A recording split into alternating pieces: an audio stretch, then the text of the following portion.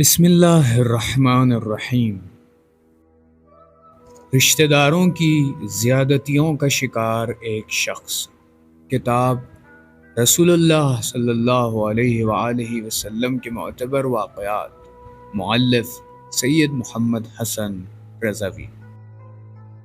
الکافی کی معتبر روایت میں امام صادق علیہ السلام واقعہ بیان فرماتے ہیں، ایک شخص نبی اکرم کی خدمت میں حاضر ہوا اور کہنے لگا، اے اللہ کے رسول، میرے خاندان والے ظلم و تشدد کرتے ہیں، میرے اوپر ٹوٹ پڑتے ہیں، اور مجھ سے انہوں نے قطع تعلقی اختیار کر لی ہے اور گالم گلوچ سے نوازتے ہیں، تو کیا میں ان سے جدائی اختیار کر سکتا ہوں؟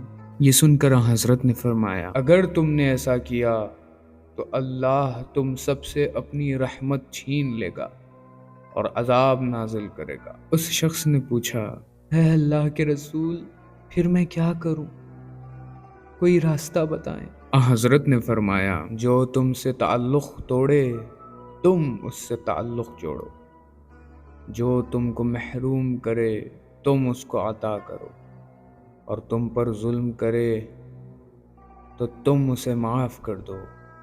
اگر تم نے ایسا کیا تو ان کے مقابلے میں اللہ تمہارا مددگار و پشت پناہ بن جائے گا۔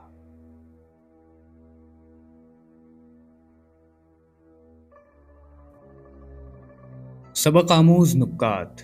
پہلا نکتہ، نبی اکرم صلی اللہ علیہ وآلہ وسلم نے اسلامی معاشرے کی تربیت خاندان کو باقی رکھنے اور منتشر و پراکندہ ہونے سے محفوظ رکھنے پر کی ہے۔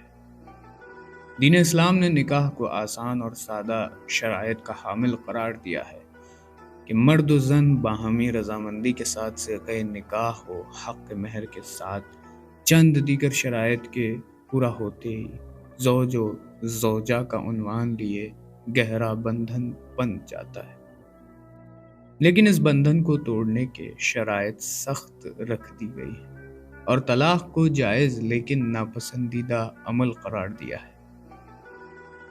دوسرا نکتہ، نکاح کی اساس پر تشکیل پانے والا گھرانہ مختلف نشیب و فراز سے گزرتا ہے اور خوشگوار و تلخ لمحات کا سامنا کرتا ہے۔ مزاجوں میں تفاوت اور سفر زندگی کی صعوبتیں کئی دشواریوں کو جنم دیتی ہیں، جن کو صبر و ہمت سے گزار دیا جائے تو بشر میں کئی کمالات انسانی پھوٹ پڑتے ہیں۔ اللہ تعالیٰ نے دنیا میں ہدف خلقت یہی رکھا ہے کہ جو جس نوع اور صنف سے ہے، دنیا کی نعمت و مصیبت کی حرارت اس کے اندر اسی نوع کو برآمد کرے۔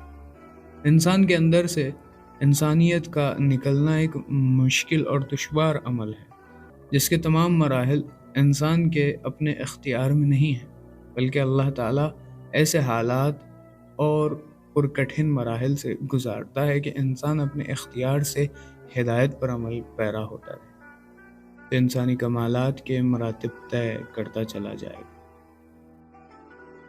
تیسرا نکتہ، خاندان معاشرتی زندگی کی وہ اکائی ہے جس کی وجہ سے ایک معاشرہ قائم ہوتا ہے اور نسل انسانی کی بقا کا ضامن بنتا ہے۔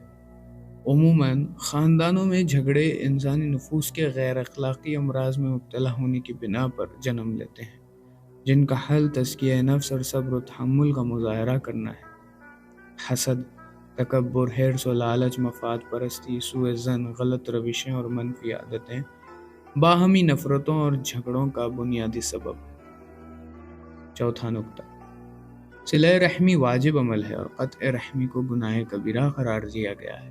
دین کی تحریف شدہ تصویر کشی میں گناہوں کی فہرست میں قطع رحمی گناہ کبیرہ تو دور کی بات اصلاً برا عمل شمار نہیں ہوتا، بلکہ انسان قطع رحمی کو اپنا حق اور دوسرے کو منہ توڑ جواب دینے کا ذریعہ سمجھتا ہے۔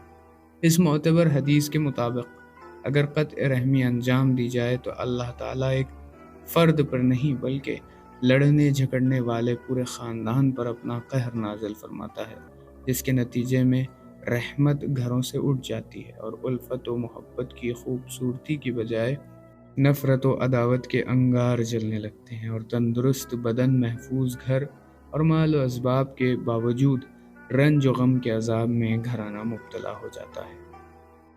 5واں نکتہ، دین اسلام کی تعلیمات کے لیے خاندان کے افراد، پڑوسیوں اور قریبی دوست کے حقوق دیگر لوگوں کے حقوق سے جدا رکھے گئے ہیں۔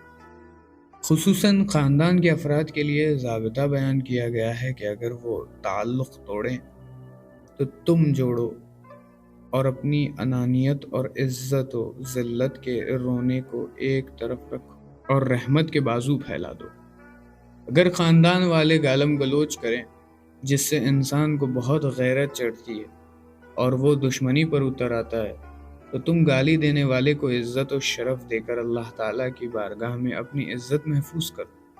اگر بات ہاتھا پائی اور لڑائی جھگڑے تک پہنچ جاتی ہے تو مظلوم بننا قبول کر لو، لیکن بدمعاش اور ظالم بننا ہرگز قبول نہ کرو۔ اگر اپنے گھر کچھ کھلائے پلائے اور نہ تمہاری زحمت محنت کی قدر بھی نہ ہو تو قطع تعلق سبق سکھانا نہیں بلکہ جس نے تمہیں مہمان نوازی اور مشکل میں مدد سے محروم رکھا تو اس کا آسرا بن جاؤ۔